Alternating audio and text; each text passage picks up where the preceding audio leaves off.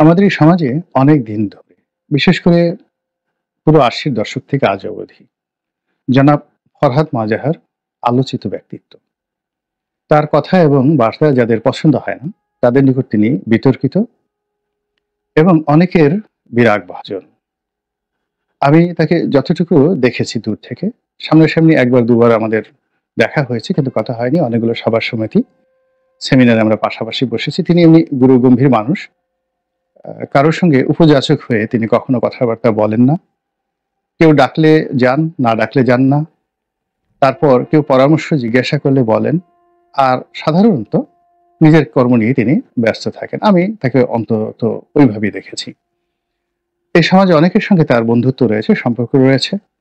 তার সম্পর্কের মধ্যে একটা বিশেষত্ব হলো যে তিনি কাউকে বন্ধু মনে করলে তিনি সেটি হৃদয় থেকে করেন এবং বন্ধুত্বের মর্যাদা দান করেন এবং ব্যক্তিগত জীবনে তার বন্ধুর জন্য তিনি যেকোনো কর্ম করতে রাজি।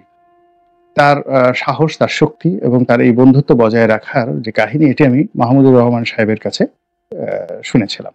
মানে ১ম দেশের ১ম মানে আমার দেশের যে সম্পাদক মাহমুদুর রহমান। তো উনি এবং আমি জেলখানাতে ছিলাম এবং আপনারা জানেন যে আওয়ামী লীগ জমানাতে যখন মাহমুদুর রহমান গ্রেপ্তার হলেন, তো সর্বশেষ তার যে গ্রেপ্তার একেবারে সর্বশেষ গ্রেপ্তার, সেই সময়টাতে তিনি ১ম ওই বারবার শুধু ১ম আলো নাম আসে। এটা হলো আমার দেশ পত্রিকার যে অফিস, সেই অফিসে তিনি রাত্রি যাপন করতেন।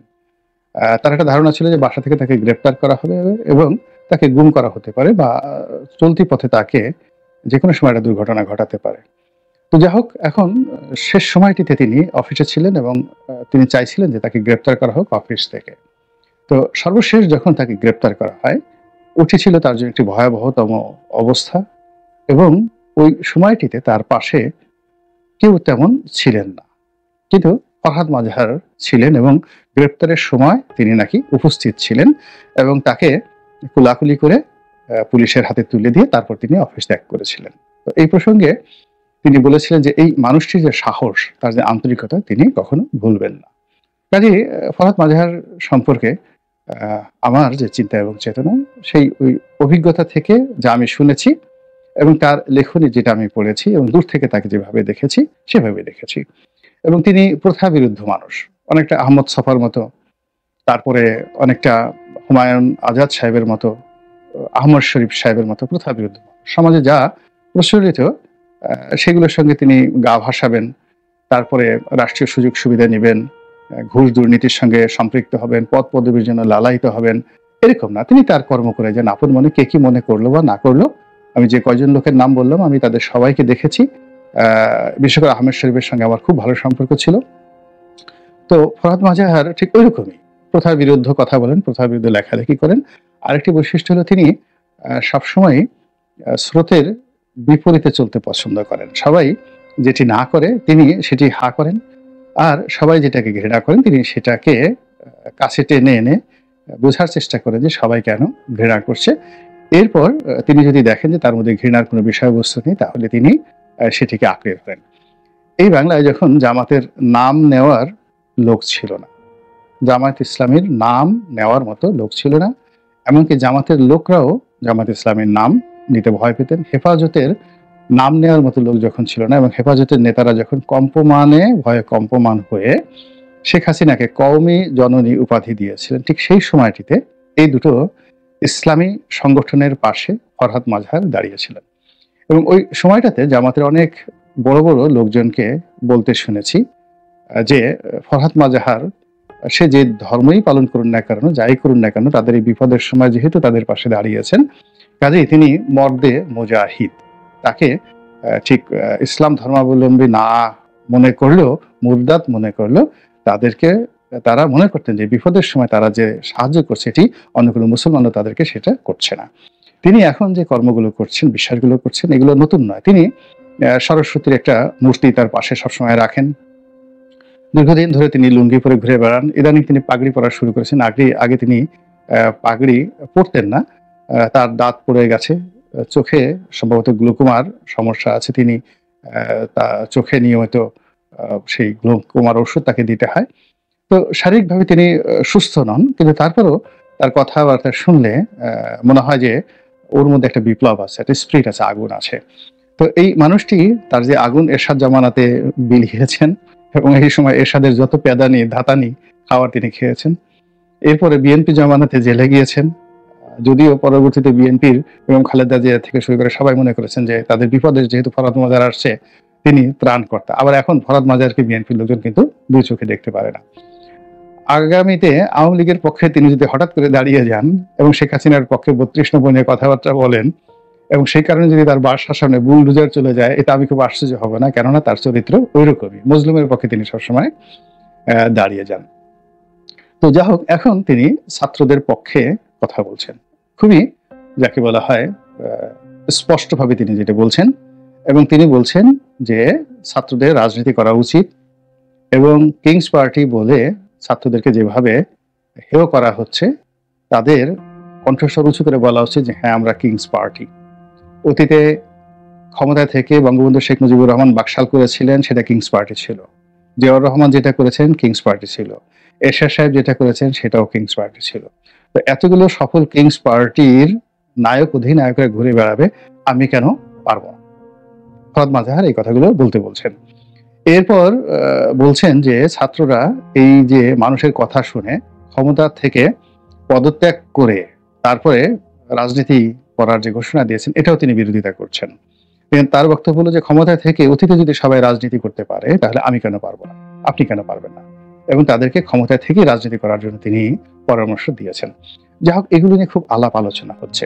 তো আলাপ আলোচনা হওয়ার ফলে যেটা হচ্ছে যে অনেকে এই বিষয়টা মেনে নিতে পারছে না। ফলে ছাত্রদের রাজনীতির বিরুদ্ধে, কিংস পার্টির বিরুদ্ধে যে সকল রাজনৈতিক শক্তি রয়েছে, তারা ফরহাদ মাজাহারের বিরুদ্ধে অতীতের যে কোনো সময়ের চাইতে আরো বেশি মব তৈরি করার জন্য, এখন যেহেতু একটা মবের রাজত্ব চলছে, কাজেই ফরহাদ মাজাহারের বিরুদ্ধে একটা মব করার জন্য কিন্তু একেবারে যে যার অবস্থান থেকে মোছে তা দিচ্ছে। এখন এটি স্বাভাবিকভাবে হয়তো অনেকের একটু লাজ লজ্জা আছে, এজন্য এটাকে একটা ভিন্ন আঙ্গিকে নেওয়ার জন্য তারা ফরহাদ মাজাহারের কিছু কর্মকাণ্ড, যেটি আগেই ছিল, তিনি সুফিবাদে বিশ্বাস করতেন, তারপর এখনো করেন। তিনি লালনবাদকে পছন্দ করেন। লালনের ধর্ম, লালনের জীবন, লালনের আদর্শ, লালনের আধ্যাত্মিকতা তাকে ভীষণ রকম ভাবে আকৃষ্ট করে। আবার তার সঙ্গে সঙ্গে মূর্তি পূজাকে তিনি মন্দ বলেন, বা তার পাশে এই যে একটা যাকে বলা হয় ভাস্কর্য, তার বসার পাশে সবসময় থাকে নারী মূর্তি। তো একটা নারী মূর্তি, এবং এটা যাকে বলা হয় সেক্সি, দেখতে খুব সুন্দর একটা মূর্তি, কামনা উদ্দীপক, এবং এই ধরনের মূর্তি ইসলামে একেবারে নিষিদ্ধ।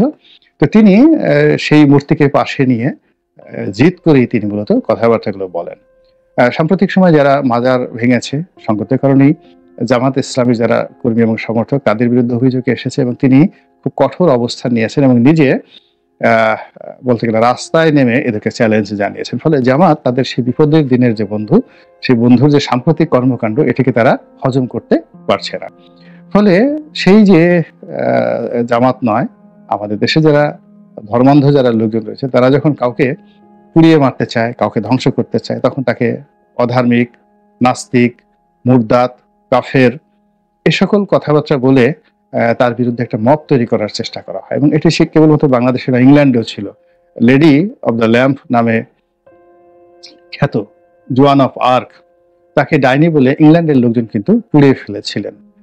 তো এরকম ইতিহাস সব জায়গাতে রয়েছে। কাজেই এখন ফরহাদ মাজাহারকে নিয়ে, তার কর্মকাণ্ড নিয়ে, বিশেষ করে তিনি যেমন ছাত্রদের পক্ষে যে কথাগুলো বলছেন, কিংস পার্টির পক্ষে যে কথাগুলো বলছেন, সংবিধান ছুঁড়ে ফেলে দেওয়ার ব্যাপারে যে কথাগুলো বলছেন, তারপরে নতুন সংবিধান নয়, একেবারে একটি ঘোষণাপত্র, জুলাই আগস্ট ঘোষণাপত্র তৈরি করার ব্যাপারে কথা বলছেন, বঙ্গভবন থেকে চুপ্পুকে সরানোর কথা বলছেন, তারপর আরো অনেক কথাবার্তা বলছেন। এবং এই সকল কথাবার্তা বলার ফলে কেবলমাত্র বৈষম্য বিরোধী ছাত্রদের একটি অংশ ছাড়া পুরো বাংলাদেশ তার বিরুদ্ধে চলে গেছে।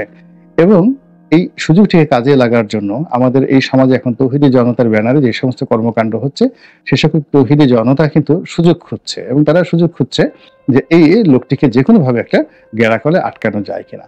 তো কাজেই আমার কাছে ব্যক্তিগতভাবে মনে হলো যে তার সঙ্গে আমার চিন্তার পার্থক্য থাকতে পারে, মতের পার্থক্য থাকতে পারে, কিন্তু তার যে বিকল্প চিন্তা বা তার যে দার্শনিকতা, এটি আমাকে বিকল্পভাবে বাঁচতে শিখায়, বিকল্পভাবে চিন্তা করতে শিখায়।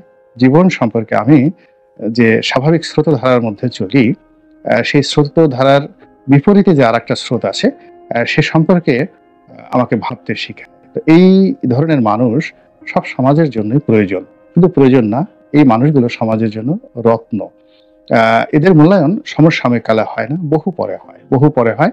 তো এই সময়টাতে দ্বিতীয় কোনো ফরহাদ মাজাহার বাংলাদেশে নেই। এখন আমরা যদি তাকে শেষ করে দেই, আমরা যদি তাকে স্তব্ধ করে দেই, যেটি শেখ হাসিনাও চেষ্টা করেছে, বেগম জিয়াও চেষ্টা করেছেন। কিন্তু তখন তিনি লড়াই করার মতো তার শক্তি ছিল, সামর্থ্য ছিল। কিন্তু এখন আসলে তিনি বয়োবৃদ্ধ, তার সেই শক্তি নাই। তো কাজেই তাকে রক্ষা করতে হবে। এখন সেই রক্ষা অবশ্যই রাষ্ট্রকে করতে হবে এবং আমি মনে করি ফরহাদ মাজাহারের নিরাপত্তা বৃদ্ধি করা উচিত। তার উপর গোয়েন্দা নজরদারি তার পক্ষে করা উচিত, যেন কোনো পক্ষ কোনো অবস্থাতেই তাকে নাজেহাল করতে না পারে। আল্লাহ আমাদের সবাইকে হেদায়েত দান করুন এবং হেফাজত করুন।